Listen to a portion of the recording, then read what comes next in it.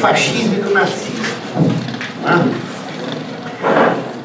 Eu gostaria de, para não perder tempo, eu vou escrever, só citar. Há um princípio feito pelo Lenin, dado pelo Lenin, que é extremamente interessante.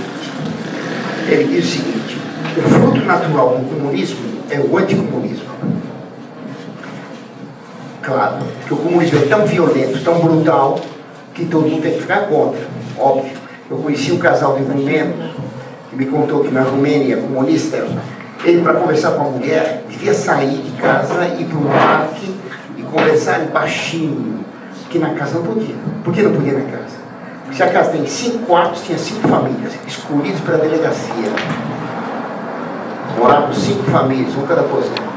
Qualquer coisa contra o governo, todo mundo para o paredão ou para a cadeia. Então ninguém falava nada em casa. O fruto natural do comunismo é o anticomunismo, dizia o Lenin. Antes que os anticomunistas se organizem, organizemos nós o anticomunismo. Genial. Vou repetir. O fruto natural do comunismo é o anticomunismo. Antes que os anticomunistas se organizem, organizemos nós o anticomunismo. O Partido Comunista forma um movimento anticomunista. De maneira que se ganha o comunismo, ganha o comunismo. Se ganha os anticomunistas, ganharam os comunistas, que subiram ao poder por meio do anticomunismo. Deu para entender isso? O nazismo e o fascismo são exatamente isso. São movimentos que se diziam contra o comunismo e eram totalmente favoráveis ao comunismo. Até hoje os jornais se apresentam o fascismo e o nazismo como anticomunistas. Isso é uma lenda. O fascismo é a versão comunista na Itália. E o nazismo é a versão comunista para a Alemanha. Como aqui, os militares, a primeira coisa que fizeram para combater o Jean Goulart comunista, o Jean tinha feito uma lei de reforma agrária, desapropriando 300 quilômetros de terra, todas as terras ao longo de todas as estradas federais. Era uma barbaridade, apesar do Brasil ter pouca estrada. Sobrava pouco, 300 quilômetros de cada lado. Subiu o Castelo Branco, que era um general sem pescoço. Os militares tinham esperança que acima tivesse a cabeça, mas faltava um pescoço. O general Castelo Branco, a primeira lei que ele fez foi a lei que permitiu o governo desapropriar todas as terras do Brasil. O que o Jango pedia era pouco, ele fez muito mais. Ele fez o INCRA. O que o Lula aplica hoje é a lei dos militares. Quem fez o divórcio no Brasil? O Geisel, que era pastor alemão, não é isso? Protestante, pastor alemão. Ele era demasiado, então fez o artigo 5, fechou o Congresso por 3 dias, mudou a legislação constitucional, podia ser aprovada uma lei por maioria simples, reabriu, aprovaram o divórcio, fechou de novo. Quer dizer, fechou e abriu conforme foi conveniência, introduziu o divórcio. Foram os militares aqui, anticomunistas, que fizeram a lei da reforma agrária que o Lula aplica hoje, fizeram o INCRA, que fizeram o divórcio, que socializaram o país. O Brasil era mais socialista no tempo dos militares do que a Tchecoslováquia. Nós tínhamos mais de 70% da economia nas mãos do governo. Na Tchecoslováquia e na Yugoslávia era menos, dominados pela Rússia. Quando foi feito o comunismo, claro, eu participava da luta contra o comunismo, aí fui expulso, quando subiram os militares, eu fui expulso imediatamente dos colégios. Claro, o vigário ajudou. O vigário era parente do general Góes Monteiro. Então ajudou, expulsou dos colégios. O comunista Maurício Trachtenberg continua aí. Foi imediatamente nomeado para controle de todos os colégios estaduais, né, comunista. E recebeu também cargos na PUC, Pontifícia Universidade Católica. Porque os comunistas foram colocados no lugar de chaves. Enquanto que os anticomunistas de verdade não fora. O comando de caça aos comunistas aqui em São Paulo foi formado por todos os comunistas da faculdade. Os que eram comunistas antes do 31 de março, depois do 31 ficaram os chefes do comando de caça aos comunistas. Então davam 3 bofetadas no comunista de base, mas o Jean Goulart pôde ir para o Uruguai. Como é o cunhado dele? Brizola. O Brizola pôde ir para o Uruguai. A Tereza, que o povo gritava, deixa de moleza, toma conta da Tereza, mulher do Jango. A Tereza pôde ficar. Mas o Jango e os outros todos puderam partir. O Fernando Henrique, fundador do PT, junto com o Cardeal Adams, no Colégio Sion, o Fernando Henrique foi exilado junto com o governador de São Paulo, aquele que tem uma cabeleira vasta. Serra. Não. O Juc, ele é da Juc, da Ação Católica, portanto comunista, era ligado a Polop. Todos os comunistas católicos foram colocados no poder. Os anticomunistas eles não perseguidos. Tá? Então vou repetir. O fruto natural do comunismo, disse o Lenin, é o anticomunismo. Antes que os anticomunistas se organizem de verdade contra nós, vamos fundar nós o Partido Anticomunista, com nossos elementos na chefia. Se eles ganham, os anticomunistas, nós temos os chefes do anticomunismo no governo, amigos nossos. Eles vão matar a gente de base nossa, que nós queremos livrar, mas nós vamos passar o exílio em Paris. Todo o movimento anticomunista no mundo é chefiado por comunistas. Pois quando caiu a Rússia, foi feito um acordo, comunismo e capitalismo. Gorbachev, o Reagan e João Paulo II estavam unidos no combate ao comunismo. O comunismo caía, mas com uma condição. Faria a vitória do capitalismo e da democracia. Mas o presidente, o chefe do governo, tinha que ser comunista. Então na Rússia ficou o Putin, o Yeltsin, claro, depois o Putin, chefe da polícia secreta. Na Alemanha, o Schröder, comunista. Na França foi o Jospin, trotskista. Na Itália foi o D'Alema, membro do Partido Comunista. Aqui no Brasil, o Fernando Henrique, comunista. Agora, quem manda no Brasil? Manda uma filial do Council of Foreign Affairs dos Estados Unidos, ao qual pertencem todos os presidentes e senadores americanos. O chefe do Conselho de Relações Exteriores do Brasil, o presidente honorário Fernando Henrique Cardoso, Tucano. O chefe, o presidente efetivo, Marcos Garcia, do PT. Foram os dois que decidiram no Conselho de Relações Exteriores que o Lula não podia sofrer impeachment, que podia ser reeleito. Depois disse que o povo decide coisa toda. O povo decide coisa nenhuma. Quem decide é a maçonaria. Então, o comunismo, sempre que ele aparece no país, ele produz reações violentas, até na Itália. Quando a maçonaria viu que o comunismo não tinha chance de vitória, fez o Mussolini. Eu começo então tratando o Mussolini, que é o mais divertido, para fazer a digestão, talvez seja mais interessante, porque era um palhaço. O Hitler, ele era muito mais perigoso. O bigodinho ridículo dele, o jeitinho dele, não vou fazer o gesto, né? Tem umas fotos, tem duas fotos. Da saudação dele, vocês lembram como é que era com o braço levantado? Não vou levantar, porque senão vou dizer que estou saudando a maneira fascista. Mas tem uma fotografia dele saudando os amigos, né? Torcendo munheca, né?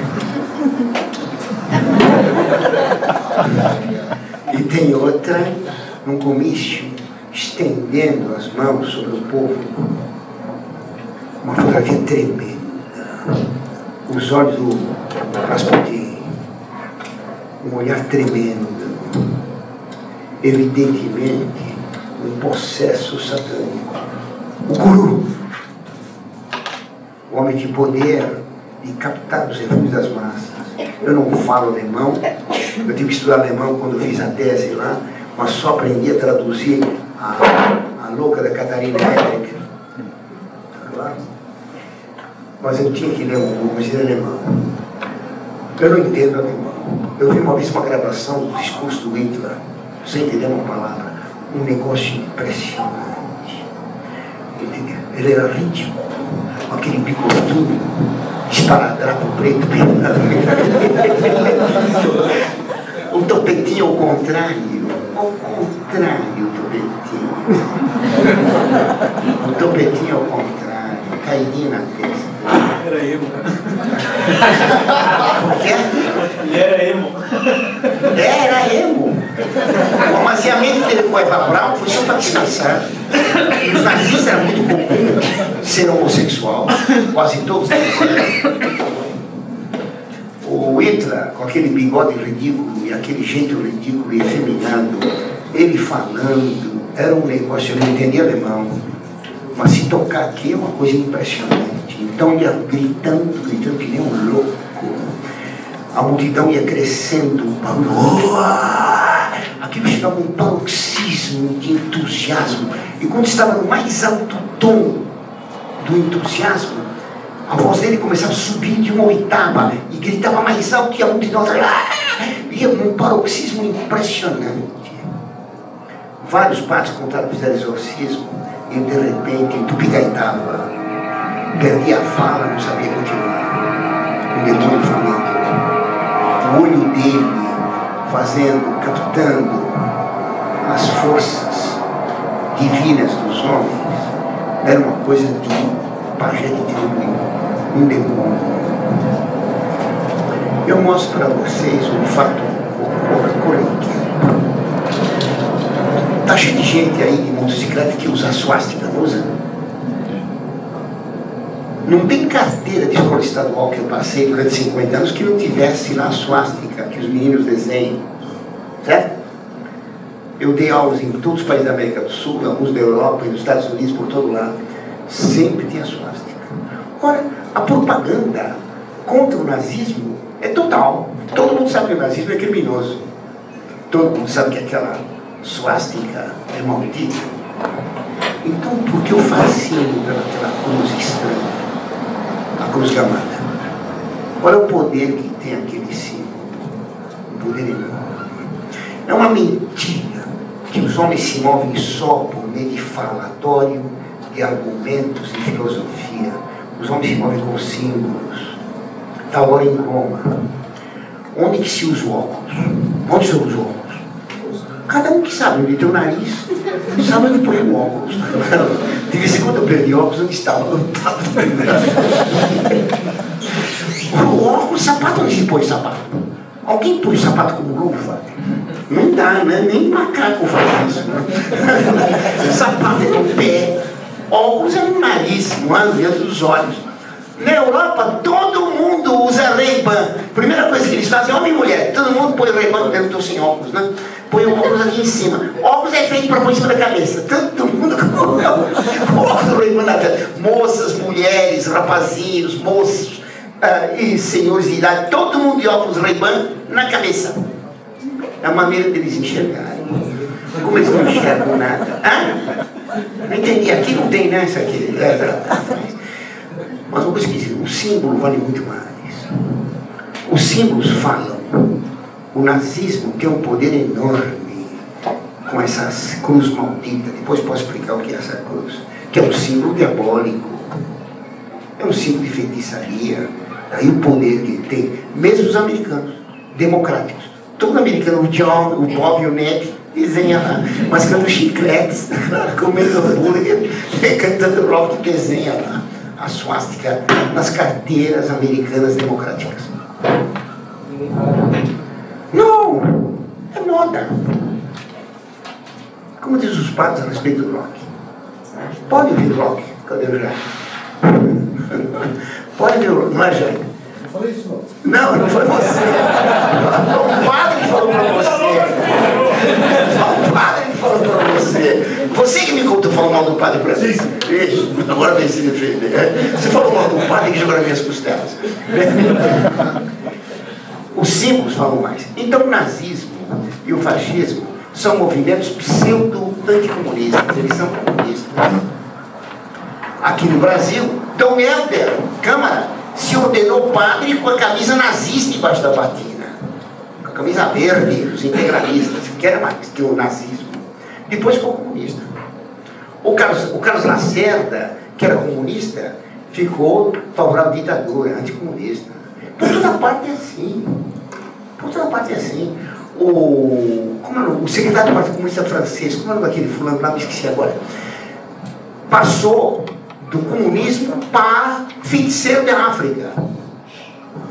E o Marquês, comandante do Partido Comunista Italiano, também, eu estou ficando velho, esqueci todos os nomes, tá certo? Era comunista e Marquês.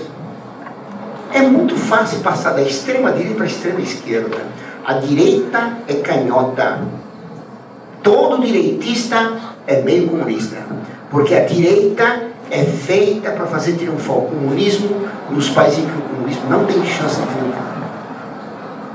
Claro? A mão fora é contra a direita, é contra a esquerda, contra o centro, contra o que está em cima e quem está embaixo. Fui agora na Itália, lá na Brasília, apresentar um folheto de um movimento de fundar um partido político para combater o comunismo. Fundar um partido. Mas entrar no jogo, no sistema da maçonaria de partidos. Partido o que quer dizer? O que quer dizer um partido? Quebrado, né? Se eu pego um prato de jogo, fica tudo partido. Que é a maneira da maçonaria controlar os povos. Faz partido para todos os gostos. Da direita à extrema esquerda. Com os dedos na mão, mas tem uma só vontade dirigindo tudo. Por isso, os comunistas passam para a direita passa para a esquerda. É que nem no futebol. Troca-se mais facilmente de ideologia do que de camisa. Está claro? Compreenderam bem isso aqui? Por isso que aqui o integralista Plínio Salgado dizia no livro Quarta Humanidade, o que eu quero declarar? Que na Quarta Humanidade integralista o Partido Comunista terá lugar. Ele era nazista, comunista, mas o regime que queria fazer tinha lugar para os comunistas. Então, sempre que o comunismo vê que não tem chance de dominar um país, eles mesmos fundam um partido anticomunista, ao qual eles dão a vitória. E esse partido, ficando ao poder, realiza o que os comunistas queriam. Está claro? Derrotado o comunismo, eles põem outro. Na Itália foi assim. Então, eu começo a contar alguma coisa do Mussolini. Como eu cheguei de viagem, eu não tive tempo de entender nada sobre a história dele. Vou dar o que eu sei de memória. Pois não. Uma pergunta, se você puder falar brevemente. Quais são os fatores que tornam um país imune ao comunismo? Não tem essa chance de... Só o terço. Só o terço. Só a religião católica. Para compreender essas manobras, tem que ter fé. Se guiar pela fé e não por ideologias. O que é uma ideologia? Os padres usavam lá na Itália esses dias, muitas vezes, a palavra ideologia, coitadinho. A ideologia é um sistema de ideias subjetivas. Isso que é uma ideologia. O subjetivismo afirma que não existe verdade objetiva. Eu acho isso aqui caneta. Se ele achar que é elefante, ele pode até montar e sair com ele. Assim se pensa no hospício. Assim se pensa no século XX e XXI. A verdade é aquilo que eu acho. Idealismo? Idealismo. Subjetivismo. A minha ideia é que produz o mundo. Eu sou Deus. Assim como Deus teve ideia de luz e surgiu a luz, eu tenho ideia que isso aqui é sorvete de coco, eu posso lamber e fica gostoso. No hospício se pensa exatamente assim. Então, o subjetivismo é uma ideia que produz a realidade. O que é uma ideologia? Um sistema de ideias subjetivistas ao qual deve se sujeitar toda a realidade do mundo. A ideologia se impõe à realidade. Enquanto para o catolicismo é o contrário. A realidade se impõe a nós. O que eu acho não interessa. Eu nunca achei nada, nem nota de 10 reais. Tá certo? Na minha vida inteira tive duas ideias. Uma estava errada. A coisa mais fácil de nascer no chão é erva daninha. A coisa mais fácil de nascer na cabeça da gente é besteira. Quando eu tive uma ideia, eu tive um susto. Tive uma ideia, mas é extraordinário. Nós devemos querer saber o que a igreja pensa, o que Nosso Senhor disse, e aceitar só o que é verdade, que vem da realidade. Sim, sim, não, não. O que nós achamos não interessa. Eu não acho que o Vaticano II está errado. Ele está errado. Eu não acho que a Igreja Católica é verdadeira. Ela é a verdade religiosa. Eu não acho que o catolicismo é certo. Ele é certo. Se todo mundo disser que Cristo está errado e viva Barrabás, Cristo continua sendo o Filho de Deus e Barrabás assassino. Eu não acho que eu devo me sentir bem na religião. Nosso Senhor não disse isso. Ele falou o contrário. Se alguém quiser vir após mim, não se sinta bem. Toma a sua cruz. Negue-se a si mesmo, toma a cruz e me siga. Não toma um violão e fica satisfeito. Está entendendo? Não, o Senhor não mandou a gente se sentir bem na religião. Não, o Senhor não se sentiu bem no Calvário. Ele sofreu. Ele sofreu. Suou sangue. Ele passou sede e fome. Nós não somos católicos para sentirmos bem. Para sermos católicos temos que tomar a cruz. É na cruz que se aprende o que é certo. Você compreendeu, filho? O texto, o sinal da cruz, é que nos ensina a verdade. Se a gente pensa bem na religião católica, não tem bobageira de filósofo que nos engane. É só a gente repulsar. O que eu penso não me interessa. O que me diz o credo, isso é verdade. O resto não vale nada. Bem, vamos passar para a aula, senão está virando sermão de padre. Talvez já algo assim com cara de sermão. Você senta no banco e não presta atenção mais nada. Então, o Mussolini, ele se chamava Benito Mussolini. Você já viram a cara dele, né? Mussolini. O nome Benito é interessante. Por que ele chamou Benito? Foi homenagem a Benito Juárez, comunista mexicano. O pai pôs esse nome dele para homenagear o Partido Comunista. O líder comunista Benito Juárez, de reforma agrária do México, presidente do México, comunista. O irmão dele se chamou Arnaldo, em homenagem ao comunista Arnaldo de Brecha, que ajudou a proclamar a República em Roma na Idade Média, contra o Papa. São Bernardo chamava Arnaldo de Brecha escorpião solitário de Brecha. Que a família era totalmente anticatólica, lá de berço não, de chiqueiro. Era uma família comunista. Ele foi sempre comunista e anarquista. Ele era um homem ridículo. Era um homem de estatura mais para alto, forte. Tá certo? Ele tirava fotografias de todo jeito, sempre, muitas vezes nu.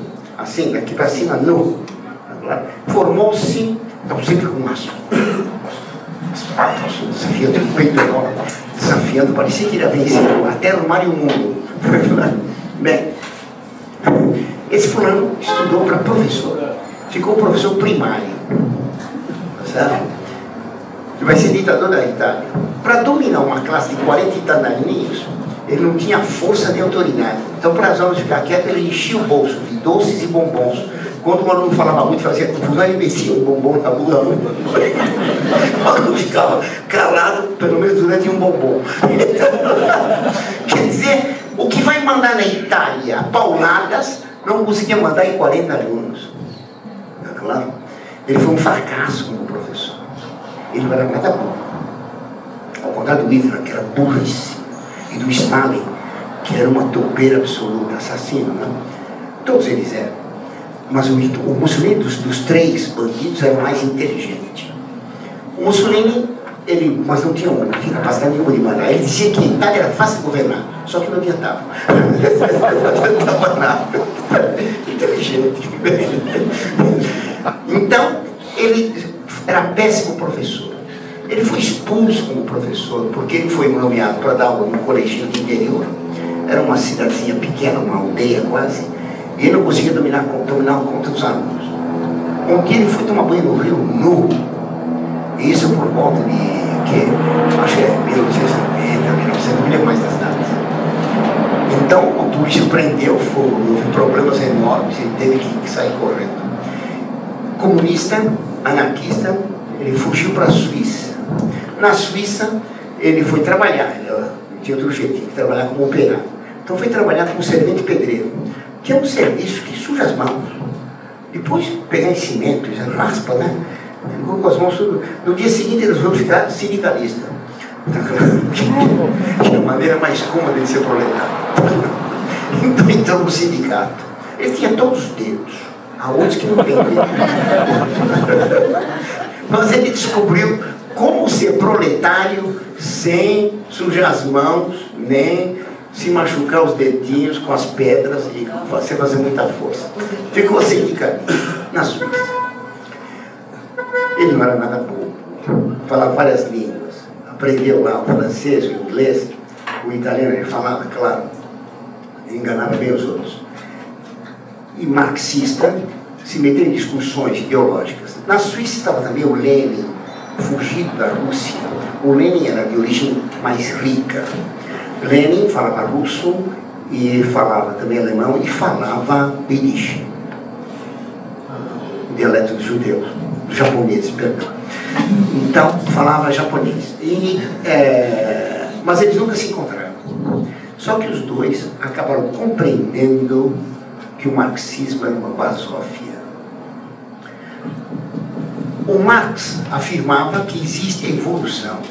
Tudo evolui dialeticamente. Então, a matéria sempre existiu e a matéria evolui. A matéria bruta evolui, ela passa por vegetal vivo. O vegetal vê o animal, que é um reino sempre crescente no mundo, pode ver na televisão, é claro.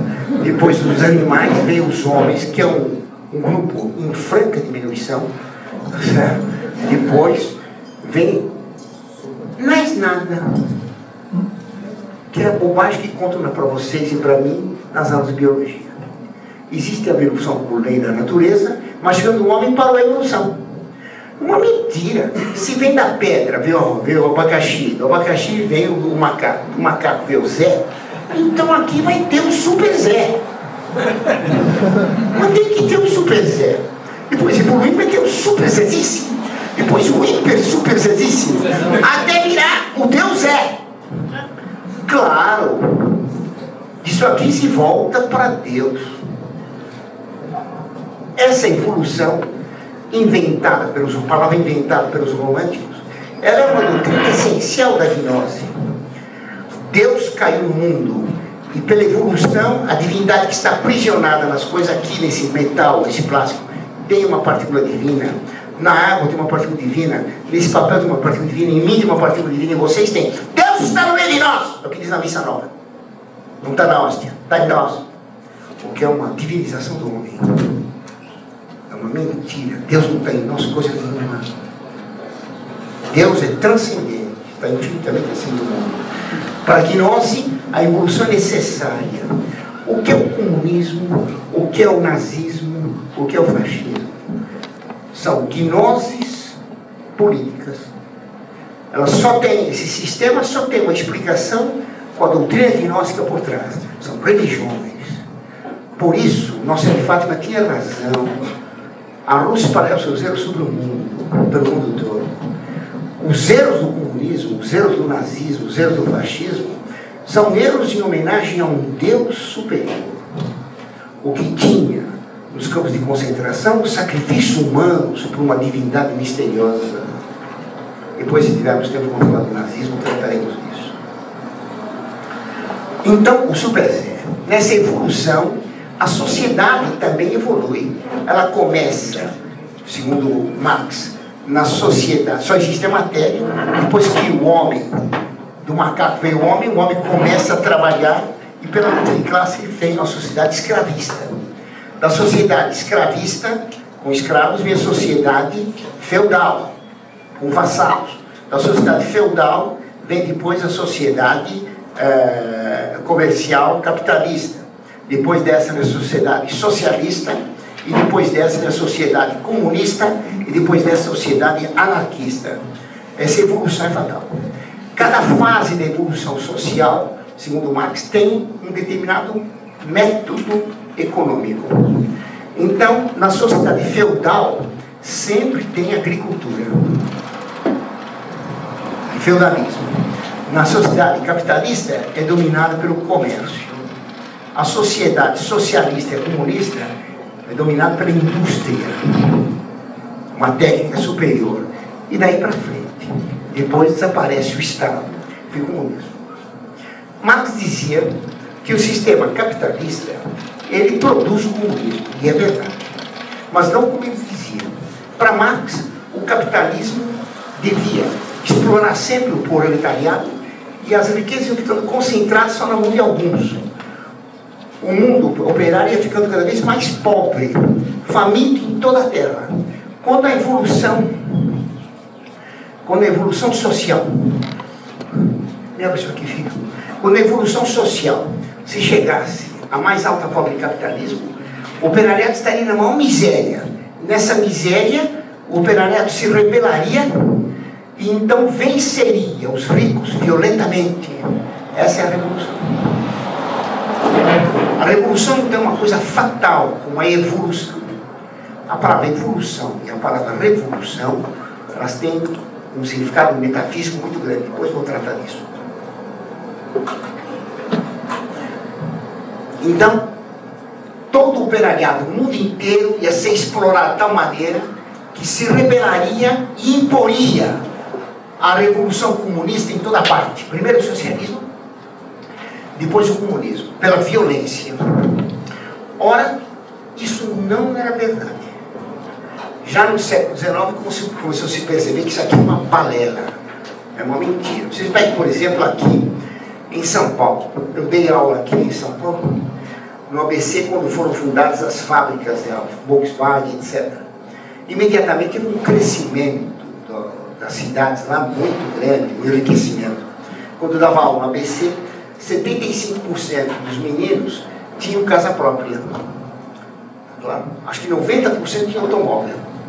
Quer dizer, antes da instalação da Volkswagen, São Bernardo não tinha de jeito nenhum essa riqueza. Meu pai era operário. Todo o sonho e as conversas que tinha em casa era preciso guardar dinheiro para comprar uma casa. O operário sonha com a propriedade. Pagar o aluguel é parte do salário. Então sempre se falou em guardar para ter uma casa. Meu pai nunca teve uma casa. Mas todo mundo tinha casa. Todo mundo acabava comprando casa. Era mentira que a riqueza industrial ia empobrecer o operariado. São José dos Campos tem lá muitas indústrias, né? A cidade cresceu com as indústrias, mas é óbvio, quer dizer, uma bobagem. Tanto Lenin quanto Mussolini, sem se encontrarem, perceberam uma mentira desta evolução. Não existe evolução. Essa ideia de uma evolução de toda a sociedade mundialmente fará uma revolução é falsa. O Lenin então dizia que ele pregou duas coisas. Para Marx a evolução era natural e necessária. O Lenin dizia não. A evolução pode ser apressada pela violência. Não é preciso passar da sociedade feudal para capitalista, do socialismo e comunismo.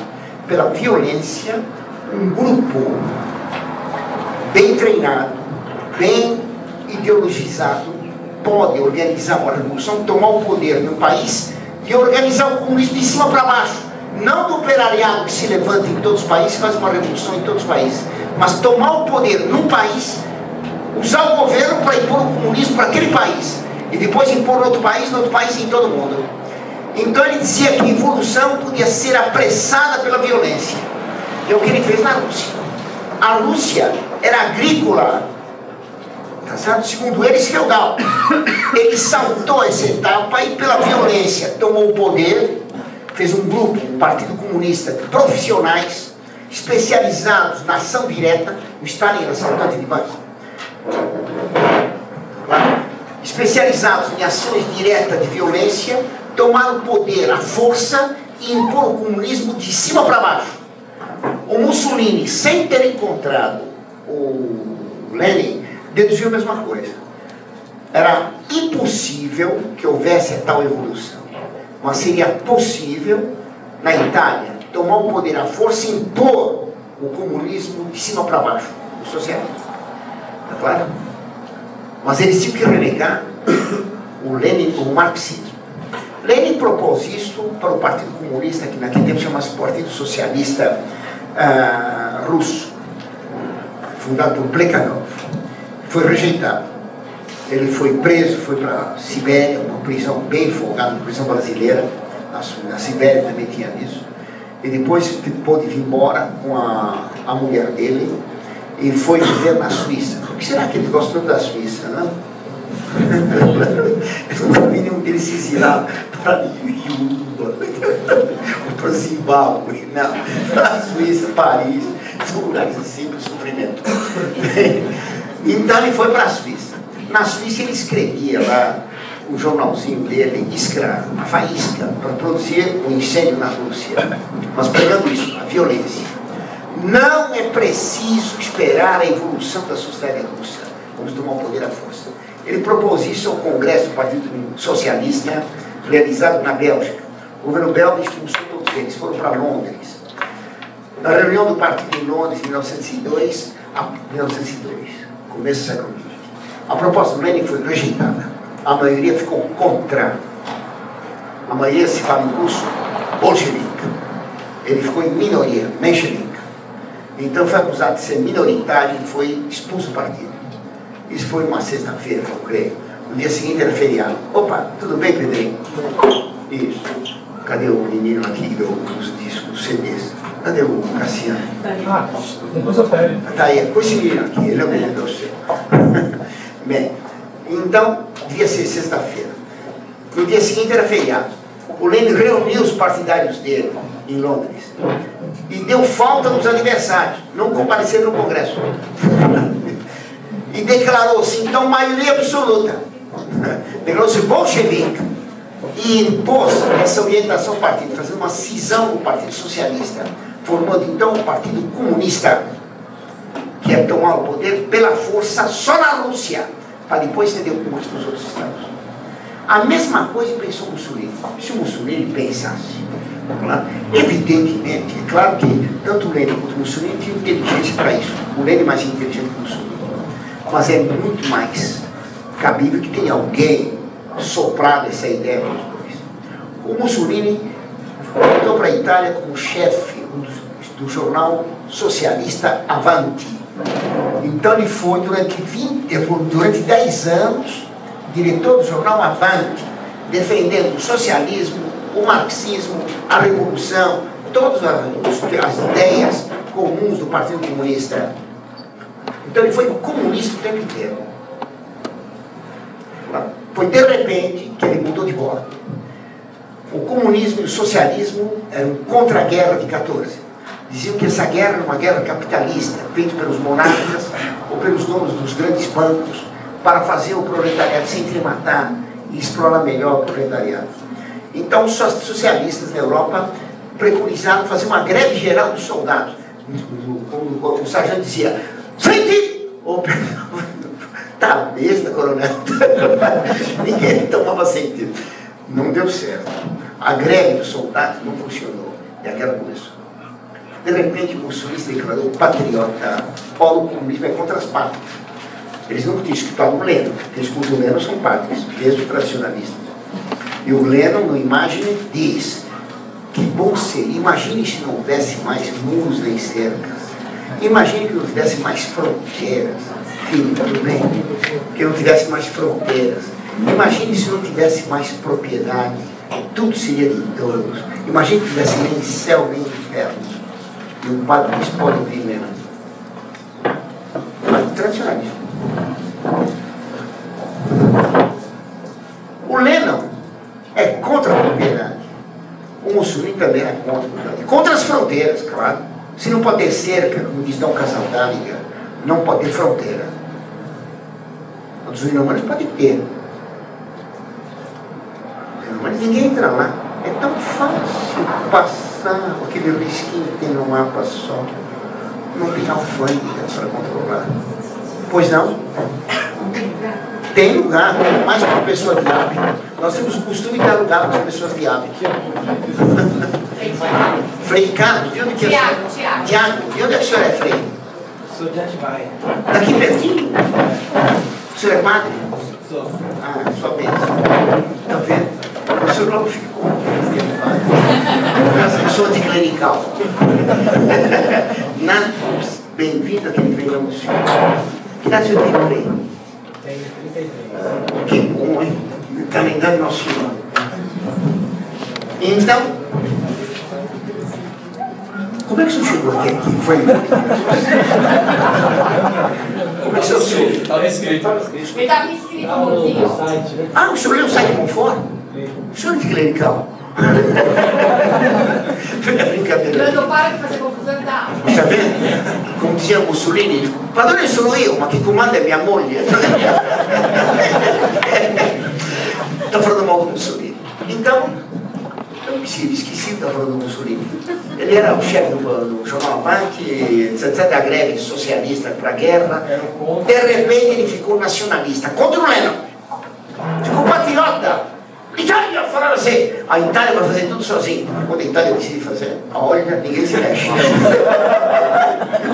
Ou todo mundo corre. Então, a Itália falaram assim, né? Então, ficou favorável à guerra. O socialismo era pacifista. Houve uma luta tremenda no partido. Ele foi expulso do partido.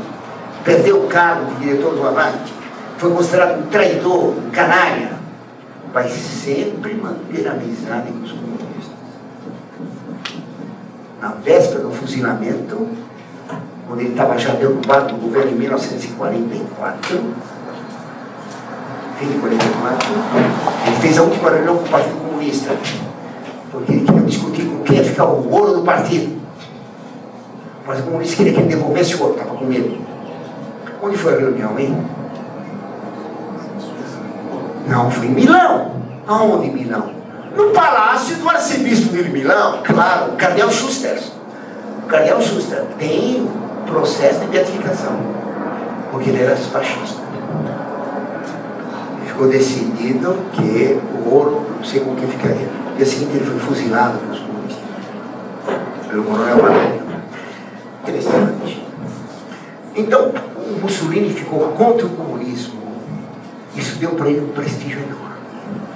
Ele foi para a guerra, um patriota, como herói. Ele foi fotografado na guerra, uma trincheira.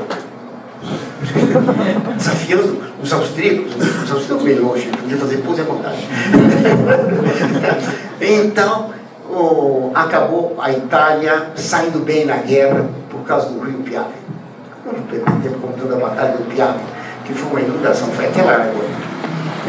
Então, a Itália acabou tirando suas casquinhas, pegou o Alto Adige, o Tirol, que é a terra mais bonita do mundo, o lugar mais bonito do mundo.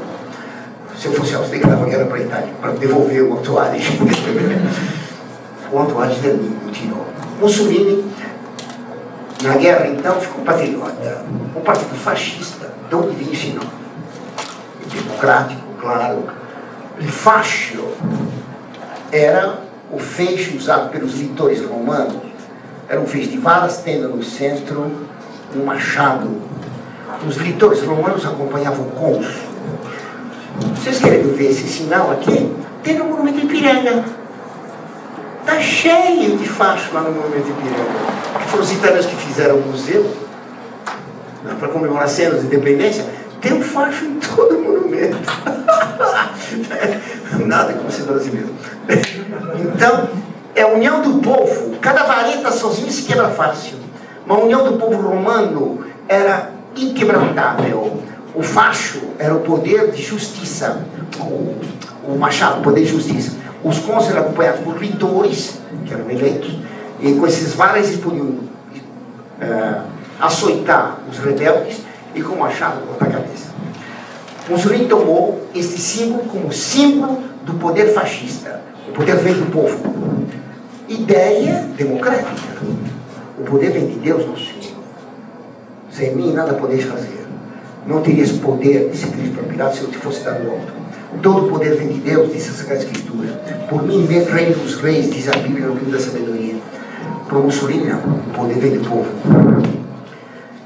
Ele tinha o feixe na mão. O Partido Comunista, entre 1918, quando acabou a Primeira Guerra Mundial, e a tomada do Mussolini do poder foi em 1923, o Partido Comunista fazia confusão completamente. As greves eram por todo lado. Não havia nada que funcionasse. Na Itália, nunca funcionou nada. Agora está funcionando melhor. Quando eu fui as primeiras vezes, era uma tragédia. Estava sempre em shopping. Não se trabalha mais, porque está em greve. Para receber uma vez um cheque, foi um custo. Levava dias para receber um cheque. A gente ia no banco, entrava o funcionário lá, tirava o paletó, aquela coisa. Um momento, saía e voltava só depois de 2 dias. Greve por todo lado. Greve dos ônibus, greve dos bondes, greve de operário, greve de funcionário, greve disso, greve daquilo. Greve contra greve. Greve a favor da greve. Uma confusão a mais absoluta. O Mussolini contra isso. Ele queria a ordem. Ele queria a ordem, queria a autoridade.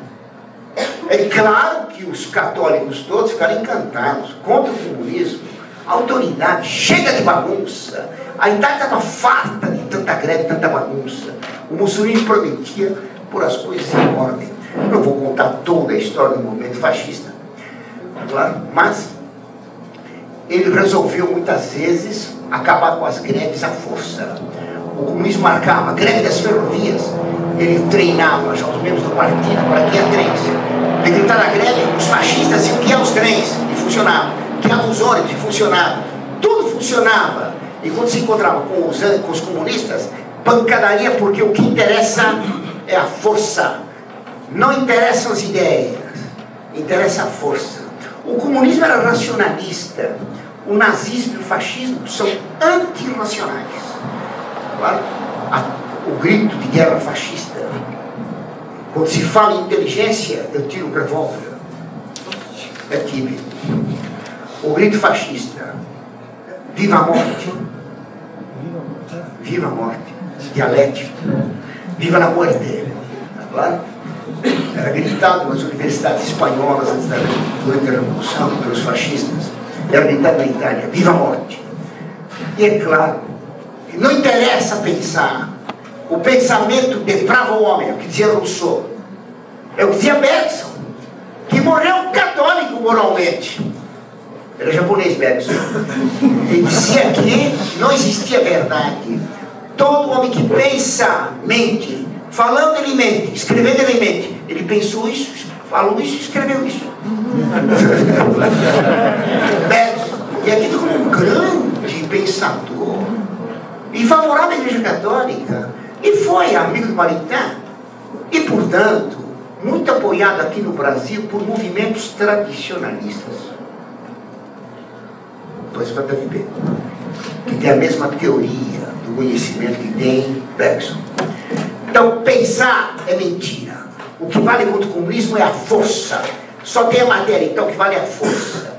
Isso já vinha desde muito tempo. Marinetti, fundador do futurismo, que vai ser fascista e comunista, vai ser recebido pelo Lenin em Moscou e vai apoiar o fascismo, dizia isso. Nada mais bonito do que um motor explodindo.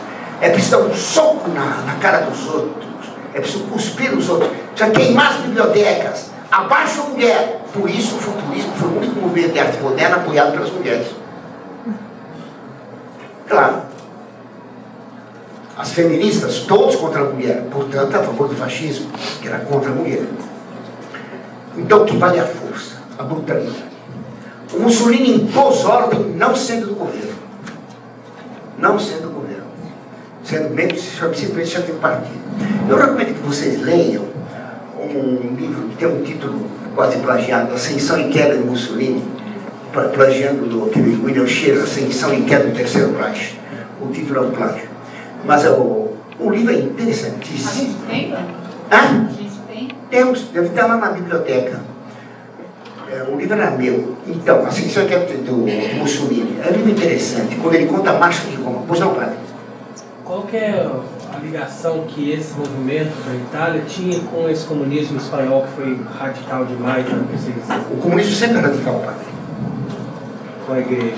Sempre radical. Atualmente, por isso, os comunistas saúdam a igreja. Mas isso vai enganar. Também os romanos, na arena, eles ofereciam ou os leões ou a prostituição.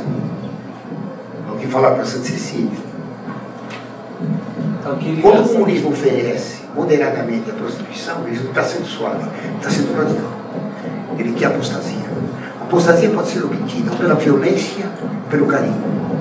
Então, a ligação do fascismo com o comunismo na Espanha, com o comunismo na Rússia, é uma ligação secreta. Sempre foi. O fascismo e o comunismo são obras da maçonaria. Nós vamos tratar disso quando falar daqui a pouco sobre a Revolução da Espanha. A maçonaria que faz tudo. Foi a maçonaria hoje Freire que combate Bento XVI. Bento XVI condenou a maçonaria junto com João Paulo II em 1981 e 84. Atualmente, João Bento XVI rompeu todos os acordos que tinham feitos com a maçonaria em 53. E por isso eles dizem, esse é um traidor. por isso o Bento XVI fala contra o Parlamento Europeu, que está impondo para todos os países o aborto, a eutanásia, o casamento gay. A grande luta que tem o Papa atual é contra a maçonaria. E a maçonaria é contra o Papa. É claro que essa luta não aparece nos jornais, porque é uma coisa extremamente perigosa. Judas não dormia. Os apóstolos dormiam. O senhor lembra disso? O senhor conhece o Evangelho de São João? O que está dito lá? Quando nosso Senhor foi morto, ele deixou os apóstolos de lado, depois pegou 3 mais chegados a ele e pediu que rezassem. Enquanto ele rezava, suava sangue, voltou e encontrou dormindo 3 vezes. E na terceira vez disse: agora vocês podem dormir. Judas não dorme. E se vê as luzes de Jerusalém. Diz São João que Judas tinha recebido os guardas do templo dados pelo sumo sacerdote e a corte. A corte. O que quer dizer corte? O que quer dizer corte? Nunca vi num padre da igreja explicação do que é corte. Estudei 15 anos com padres nos colégios católicos. Nunca ninguém explicou o que era corte. O que é a corte? A corte é uma seção da legião romana. 600 soldados. Judas foi lá no quartel romano, tocou a campainha. Quero 600 soldados. Ah, pois não, seu Judas. E levou 600 soldados para prender Cristo. Que poder tinha esse Judas, hein? E logo depois está dito: Judas, a corte e o tribuno. Então o coronel, o comandante da corte, também foi. E Pilatos, que era o general, não sabia. No dia seguinte ele não sabia de nada. Que poder estranho. E São Paulo foi para Damasco, diz os Atos Apóstolos, para prender e matar os cristãos, não foi, padre? E como é que São Paulo tinha direito de pegar soldados e até Damasco 500 km de distância, em outro país, em outra província, para matar os cristãos? Que bagunça esse Império Romano. Estranho, né? Então, o que explica esse poder de Judas para pegar soldados do Império é o mesmo que explica a ligação do Mussolini com o Partido Comunista. A maçonaria, que eu te expliquei como antes, seu Chayat, ou como Lenin diz, o fruto natural do comunismo é o anticomunismo. O comunismo, quando entra no país, faz uma tal bagunça que o mundo fica louco. Então nós temos risco de perder isso mesmo. Antes que os anticomunistas se organizem, vamos nós do Partido Comunista organizar um partido contra nós. Se eles ganham, nós estamos no poder. Se ganhamos nós, estamos no poder nós. Se eles ganham, nos deixam escapar vivos. Se nós ganhamos, deixamos escapar vivos. Se nós perdermos, eles podem pegar elementos da base nossa. Fuzilam 4 ou 5 para mostrar que são contra o comunismo. Mas o chefe vai tudo para o Chile, para Paris. O Fernando Henrique, José Serra, todos nós. Professor, ele aplica a dialética nos partidos. Claro, claro. Daqui a pouco eu explico alguma coisa mais disso. Pois não? Parece exatamente o papel do Olavo de Carvalho aqui no Brasil. Ele era comunista, se tornou. Do Helder Câmara, que era integralista nazista, depois ficou comunista.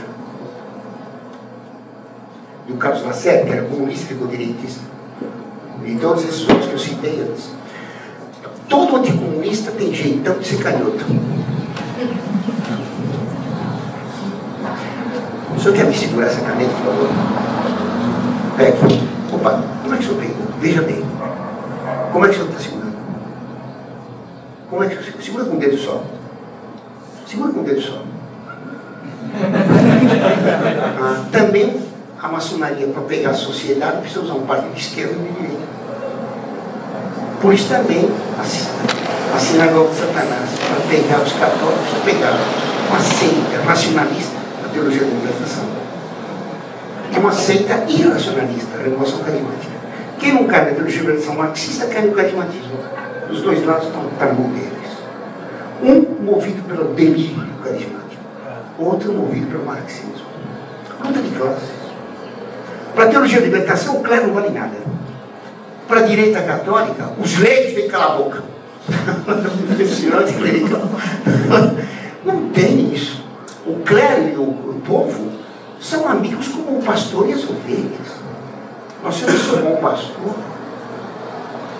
Essa luta laicato contra o clero contra o laicato, é o marxismo introduzido na igreja. Tudo bem? Então Mussolini tomou o poder. Eu disse que eu recomendava esse livro para vocês lerem uma página divertida, das mais divertidas, a Marcha su Roma. O Mussolini decretou, os fascistas vão marchar sobre Roma. Então, decretou, todos os fascistas da Itália vão viajar a Roma como puderem, bicicleta, patinete, skate, trem, avião, helicóptero, nas costas dos outros. Todo mundo foi para lá. O pessoal foi todo para Roma. Vocês vão pensar que é brincadeira minha que estou inventando. Esse livro diz que alguns levavam espadas, outros espingardias de chumbo, que um levou um bacalhau.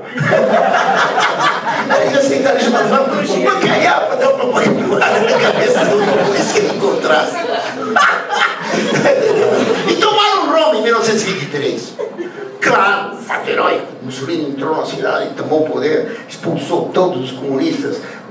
Ele já tinha matado o Matteotti, claro. Os outros não. Pôs o Gramsci na cadeia, claro, para ficar mártir. E assim por diante ficou no poder. É claro que não é assim que está no poder. Não é com o bacalhau que está no poder. Não é uma macaronada. Ele tomou o poder porque os sociedades secretas, percebendo que o comunismo estava falindo na Itália, que não tinha chance de vitória. Isso. O que tem lá no Museu de Ipiranga. Me apaga, já que está aí, Fred, me apaga esse negócio. Então, obrigado. Então, estou falando que, como é que foi determinado? Claro que foi. Que hora você está esperando que acabar essa aula? Quando chegar no fim, que explicar tudo. Mas por que você quer que eu vou morrer? Agora que um pedaço delicioso, chegou o bacalhau. Por isso que eu gosto de dar aula falada. Em vez de pegar um texto e ficar lembrando, página 7. Não tem graça nenhuma. Então, quem que pôs ele no poder? Claro que foi um acordo poderoso. O rei, Vítor Manuel, mais de minha altura. O rei da Casa de Saboia, amaldiçoado por São João Bosco. Se tomarem as terras do Papa em 1970, haverá grande funeral na Casa de Saboia. Ele disse que eles podiam tomar o poder na Itália, mas na quarta geração perderiam tudo. Reinado, Vítor Manuel II, que roubou Roma do Papa. Humberto I, depois, que fez fracasso na Etiópia, em 1998. Depois, foi Vítor Manuel III, que fez o papelão que fez na Segunda Guerra Mundial. E finalmente o filho dele, Humberto II, que foi deposto e por plebiscito foi proclamada a República em 1945. Humberto II depois teve um problema com a mulher em Portugal. Ele era homossexual. Uma dinastia que acabou na lama, porque ela começou no Roma.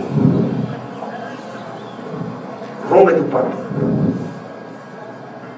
Foi Deus que deu Roma para o Papa, quando vieram os bárbaros. Desde o ano 476, o Papa reinava na Itália até 1870, quando a maçonaria roubou o Vaticano e Roma da Igreja Católica. Roma é a igreja.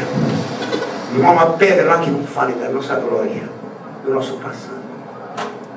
Tudo lá é da Igreja Católica. Mussolini tomou o poder com o apoio do rei, que depois vai trair, com o apoio do Papa então, Pio XI. Pio XI pensava que Mussolini, sendo contra o Partido Comunista, que dava paulada nos comunistas, ele seria anticomunista de verdade.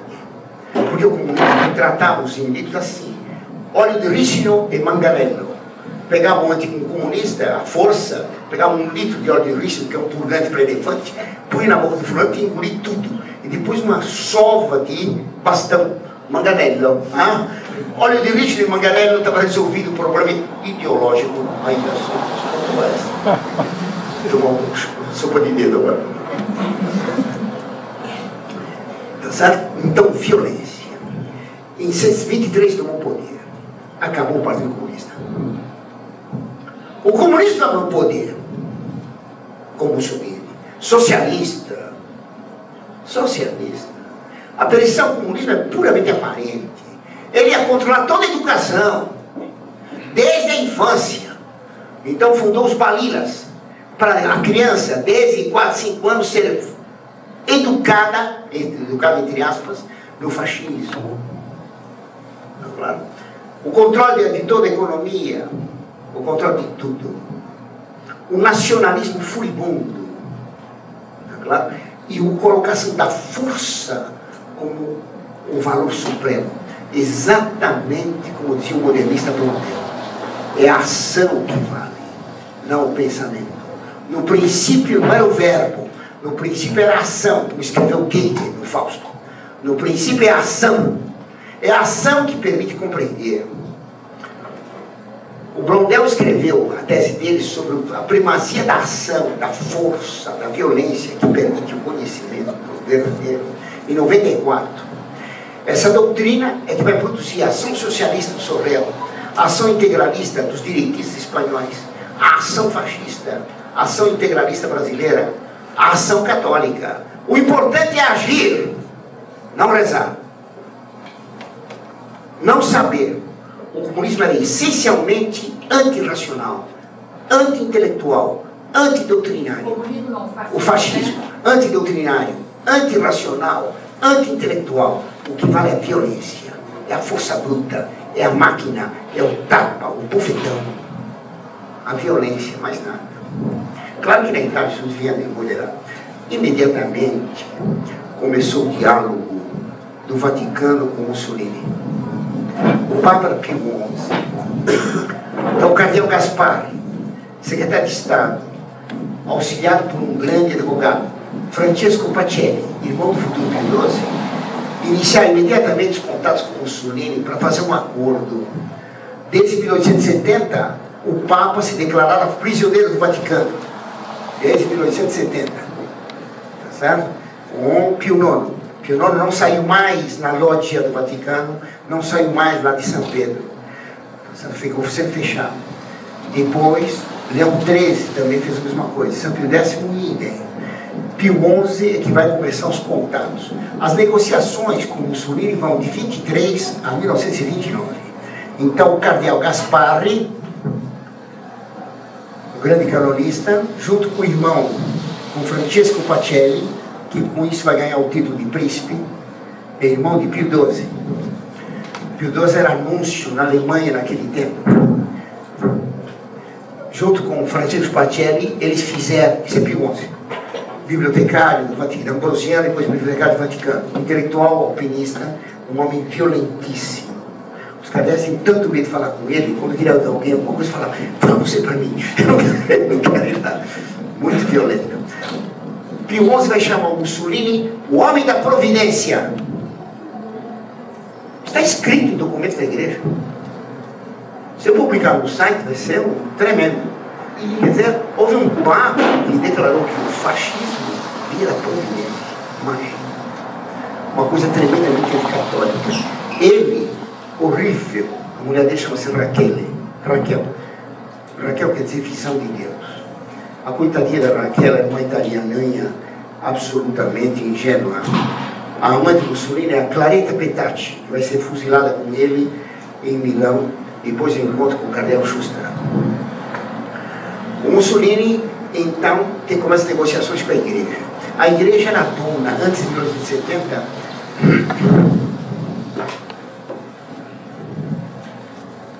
era bonito. Aqui está Roma. Tudo isso aqui, o joelho da Itália era do Papa. Aqui está Roma. Aqui está Roma. Berço de toda a civilização. Berço de toda a glória do mundo. Milhões de turistas no ano. Milhões. Não tem um padre em São Pedro para explicar aquela glória. Não tem nada ali. Passa aquelas multidões de pagãos, ninguém se ajoelha, ninguém faz sinal da cruz. Todo mundo fotografa, olhando estupificado não sabendo o que a igreja fez aqui. Então tudo isso é da igreja. Isso tudo foi roubado pelo rei de Piemonte, Vítor Manuel II. Então começou a negociação para fazer as pazes entre o Vaticano e o Estado fascista. Mussolini propunha para o Papa que a Itália Roma reconheceria que tudo isso era da Itália. O Mussolini reconhecia que o Papa era chefe de Estado do Palácio Vaticano, só. Foi uma discussão, o título da coisa, Città del Vaticano ou Cidade-Estado do Vaticano. Levaram 6 anos discutindo. O Mussolini prometia uma indenização, eu não me lembro o número agora, de 740 ou 50 milhões, naquele tempo, dólares. Uma fortuna. Em 1972, quando foi a primeira vez a Roma, um barril de petróleo custava 2 dólares. Pagava com 6 dólares, pagava o hotel, café da manhã, almoço com primo, segundo, sobremesa e vinho, e o jantar com primo, segundo, sobremesa e vinho. E ainda assim, algumas coisas extras, tá claro? 6 dólares. Agora o barril de petróleo está 100 dólares. Então, receber aquele dinheiro enorme, de uma vez. Mussolini prometia reconhecer a independência da igreja. Todas as propriedades da igreja estavam isentos de impostos. E a igreja tinha muitas propriedades. Todas as empresas da igreja estavam isentas de impostos. Inclusive os bancos. São bancos assim, religiosos. Banco del Santo Espírito. Banco do Espírito Santo. Banco Ambrosiano. Banco, vamos inventar, de Santo Antônio, de São Francesco, volta em pobreza. A igreja é poderosa. Tudo estava isento de impostos.